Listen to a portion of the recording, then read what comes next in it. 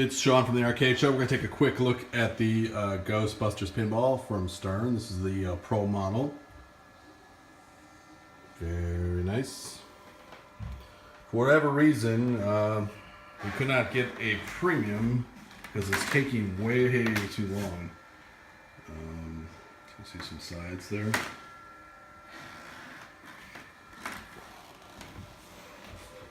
It's actually a pretty loaded game for what you pay for it. That's the bedroom, but nothing ever happened in there.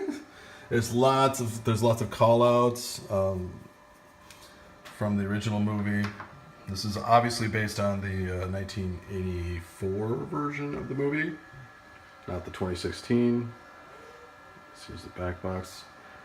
This also uses the spike system. Take a look inside. There's a slimer mechanism.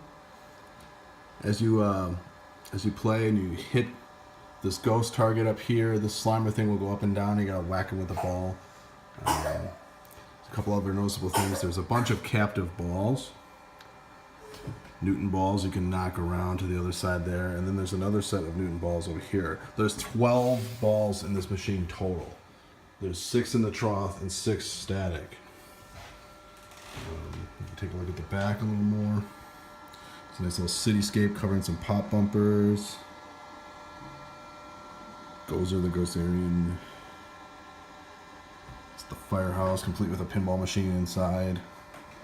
A logo on the front.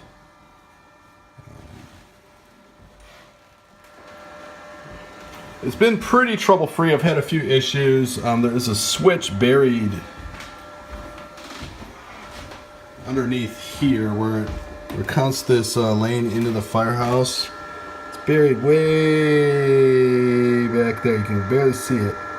There's a rollover switch in this lane, and that is whoever mounted that didn't mount it properly, and it's hitting the wood.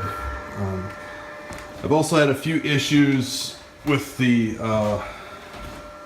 ball getting stuck right here. It'll sit up and roll up here. And I just noticed now that this was never screwed down. So, I mean, you know, it is what it is.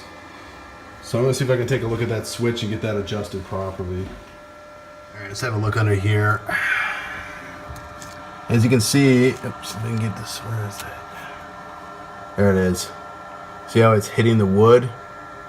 Sometimes it sticks down and it won't. You can't complete that shot without that switch. So we're gonna have to fix that real quick. As you can take a look at the rest of the underside here. Very neat, compact, bundled. There's an awful lot of goodies in this thing. It comes with a nice sticker and lots of extra plastics and stickers and an extra little Ghostbusters logo pinball stuff. I don't know what this is for. I mean, there's all... I guess you can make your own topper out of this, I'm assuming. Here's another piece. See? Huh. I guess it's so you can make your own topper if you want. It's pretty cool. Oops, put this back in the bag. It also comes with the wire for the... hook up the bill validator to 110. So what I'm going to do now is I'm going to fix this switch, hopefully good, and then we'll go into how we have it set up for location. All right, there you go. You can see we got it a little bit better. It's not perfect, but a little better. It's definitely not hitting anymore. So there you go. I mean, that's so far the only problem I found. I'm sure there'll be more. But the spike system is pretty nice. It's makes troubleshooting this stuff a little easier. So let me go through and show you a new setting they added for us, which is totally awesome. It's an auto start setting for locations that have a lot of children. So let's go ahead and look at that. Okay. We have this Ghostbusters here, and we're taking it to a location where there's lots of kids, and the problem that we've been finding is the kids can't find the start button for some reason. They sit here and they hit the flipper buttons and stuff, and then they're like, oh, the game doesn't work. They put their money in, and hit the flippers, and it's like, oh. So what we have asked Stern to do is add an auto start for us, and several other operators who've had this problem.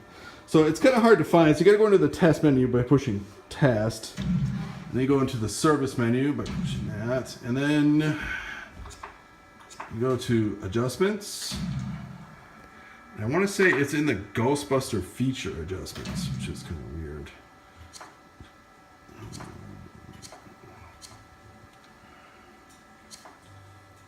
There it is. So it'll be adjustment 47 in the feature adjustments. Game of Thrones also has this option, and what you would want to do, normally that's set to no, see? So what you would want to do is turn that on, so it'll start the game on 1 credit. And then go back. There's one more adjustment that you would want for a location with children, and that would be allow R-rated speech, and you don't want that because it does say something like this man has no dick, and something else from the movie. I can't remember. I think it's shit, but some places don't like that in their establishments. So we have that turned off. So once you do that, you save all that. You can exit out. There we go. Find my keys. And then we'll show you how it works. Lock this back up quick. Of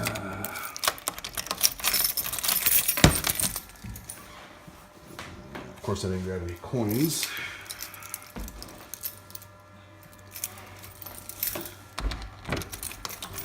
Let's grab some tokens.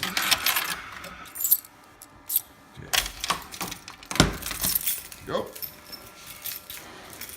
What you do is you put your money in. And you go 1 of 4. And what it'll do is, as soon as you get to the full credit, it'll just start the game. Welcome aboard, rookie. There you go. No pushing the start button. Don't worry about that nonsense. Another setting that we have it set is auto plunge after 20 seconds. So a lot of times the kid will start the game, they'll play one ball, they'll run away off doing something else, and then the game sits here like this. So we have it set to auto plunge like that. So after 20 seconds, I blame myself. Hold on.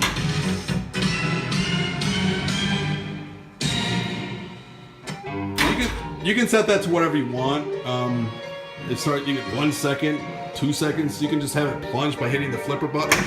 I don't like that because it has these seams here that you need to use the flipper buttons. I think that might screw that up. So after 20 seconds, it'll just Choose your skill shot.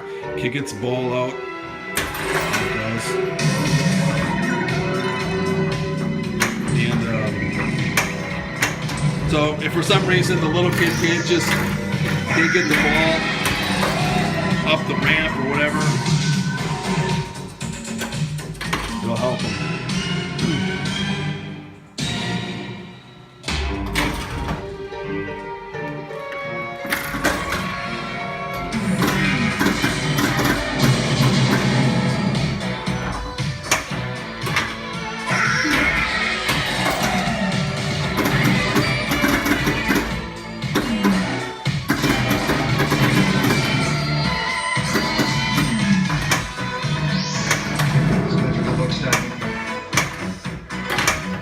There you go. There's a quick example of auto start.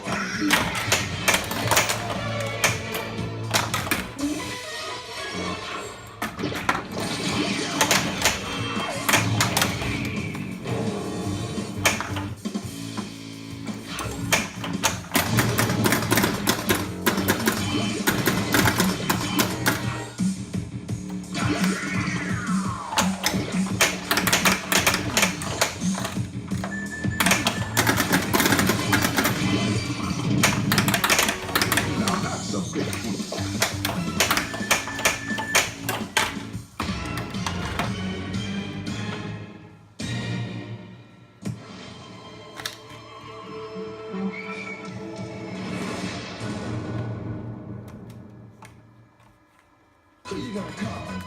Ghostbusters! I can't hear you. Who you gonna call?